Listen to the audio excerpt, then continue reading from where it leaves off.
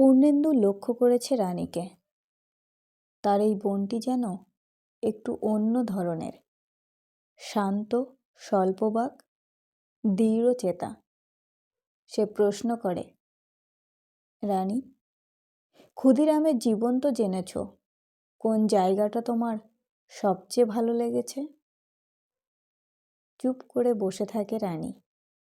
বুঝতে পারে দাদা আগ্রহ ভরে তার দিকেই তাকিয়ে আছেন। সে থেমে থেমে বলে, ওই জায়গাটা যেখানে বিচারক জিজ্ঞাসা করছেন, রায়ের অর্থ বুঝতে পেরেছ? ক্ষুদিরাম মিটি মিটি হাসছেন।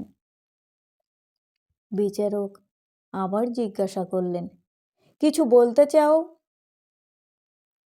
ক্ষুদিরাম জবাব দিলেন, দেশের যুবকদের বোমা তৈরির কৌশলটা শিখিয়ে দিতে চাই। সে কিছুক্ষণ থেমে আবার বলে, আর ওই জায়গাটা যেখানে দীপ্ত পদক্ষেপে ফাঁসির মঞ্চের দিকে এগিয়ে চলেছেন ক্ষুদিরাম, ফাঁসির দড়ি হাতে নিয়ে জল্লাদকে প্রশ্ন করছেন, দড়িতে মোম মাখাও কেন তোমরা? কি আশ্চর্য, কি অপূর্ব, তাই না দাদা?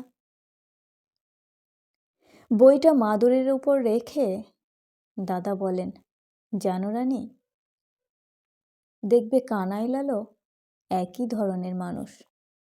মৃত্যু এদের কাছে সত্যিই ছেলে খেলা।